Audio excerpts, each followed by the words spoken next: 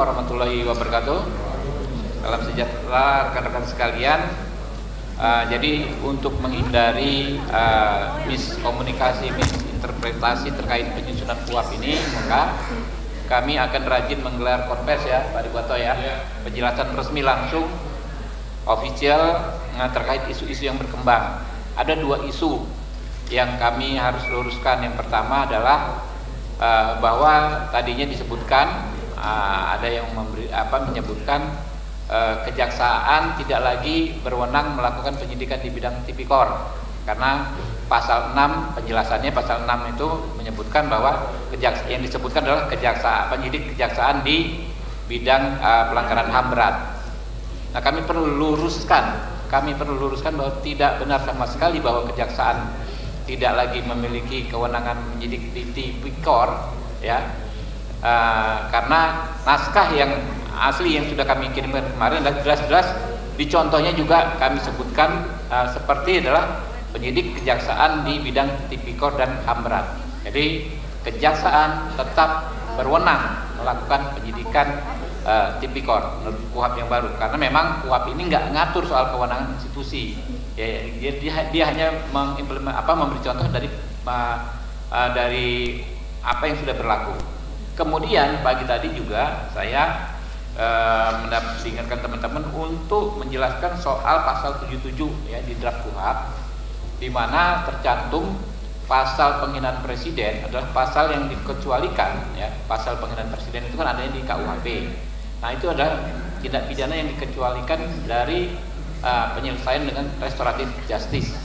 Dengan demikian, dengan ini kami sampaikan bahwa kami semua anggota Komisi 3 ya, lewat para kapoksinya sudah sepakat ya bahwa tidak benar pengaturan tersebut. Yang benar adalah justru ya pasal penghinaan presiden memang harus bisa diselesaikan dengan restoratif justice. Jadi di pasal 77 itu rumusannya dirubah ya bukan dirubah ya.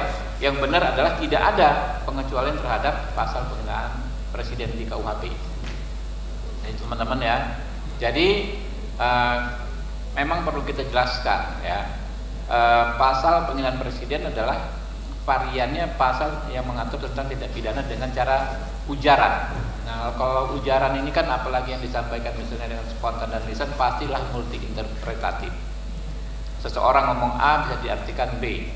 Nah, bahayanya kalau diartikan itu sebagai pelanggaran hukum penghinaan presiden, karena itu harus bisa ditempuh dengan mekanisme restoratif justice, dan itu sudah ada di pasal 77, dia tidak dikecualikan. Jadi bahkan kita nanti kalau bisa kita dorong pasal seperti itu nggak bisa langsung ke penegakan hukum gitu kan ya, bahkan kita bisa lebih progresif lagi, harus melalui, jadi bukan hanya pilihan ya, bukan hanya bisa tetapi harus melalui RJ ya, harus dicoba nih yang RJ-nya ini gitu loh, harus dilalui dahulu tahapan RJ-nya ya. Saya sendiri, saya secara pribadi gelar doktor saya ini terkait masalah ini ya, ujaran kebencian dalam penyelesaian restoratif justice dalam perkara ujaran kebencian. Jadi saya sangat paham bahwa memang pasal tersebut harusnya bisa diselesaikan dengan dialog dahulu, dengan mediasi dahulu, dengan restoratif justice, sehingga nggak gampang orang karena perbedaan kepentingan politik ya, perbedaan posisi politik dipidana, dikriminalisasi dengan tuduhan melakukan penghinaan kepada presiden. Dan tadi sudah dikunci ya teman-teman, jadi walaupun belum pembahasan ya Pak Inca ya, sudah dikunci aman suraman pasal 77 harus lewat restoratif justice. Mungkin itu ya teman-teman ya, ada tambahan dikit dari ini sudah ya. Gini, ada dua hal ya, ini terjadinya kekerasan, torture juga ya dalam pemeriksaan. Salah satu yang terus kita selesaikan di sini yang di Palu itu ya Pak Suding ya, ada orang meninggal, tadinya katanya sakit, ternyata karena dianiaya.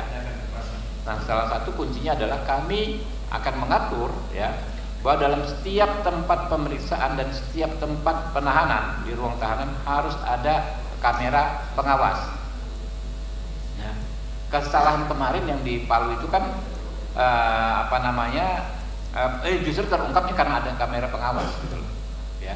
Setelah kita RDPU ininya apa namanya, kalau propamnya turun ya, dicek dari videonya Pak ya, Pak Arifin ya, ketemu ternyata dari kamera pengawas ketemu. Nah, kita ingin di polda-polda lain persis seperti yang ada di Palu tersebut ya, kamera pengawasnya ada. Lagian sekarang kan kamera pengawas sesuatu yang nggak mahal lagi ya, bisa dibeli dengan harga yang cukup murah, dan kita akan support anggarannya, APBN-nya kita support dari sini untuk pengadaan kamera pengawas. Jadi itu. Yang kedua, yang paling penting adalah pendampingan dari advokat terhadap tersangka. Kebanyakan orang-orang yang mengalami kekerasan itu dalam kasus dia tidak didampingi ketika diperiksa, apakah sebagai saksi, apakah sebagai tersangka. Karena itu tadi sudah disebutkan oleh Pak Junifer ya, advokat yang tadinya hanya bisa mendampingi ya, orang yang diperiksa sebagai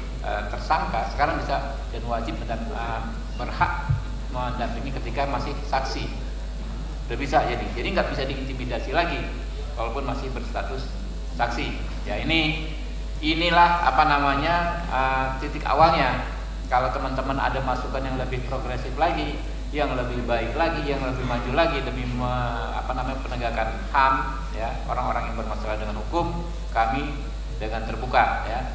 Kami ke depan terus akan mengagendakan acara-acara seperti ini tadi, mengundang ahli ya, mengundang guru-guru besar, mengundang praktisi, bahkan kami juga akan mengundang seluruh pimpinan redaksi media massa dalam forum khusus ya, supaya teman-teman juga berkontribusi aktif, bukan hanya memberitakan ya, tapi menyampaikan masukan. Tadi misalnya soal peliputan di di persidangan seperti apa, masukan kawan-kawan.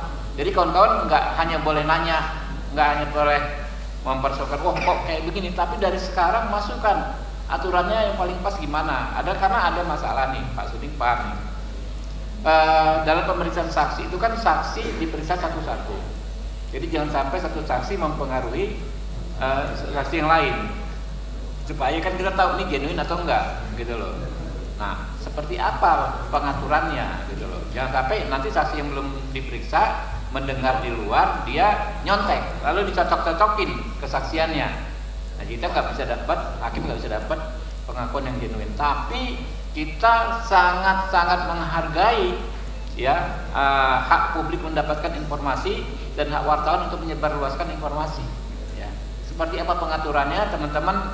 Nanti kami juga akan berkoordinasi dengan Pimret teman-teman ya. Pengaturannya yang paling elegan seperti apa soal pemeriksaan tersebut. Jadi ini draft ini masih very beginning ya, Pak Inca ya.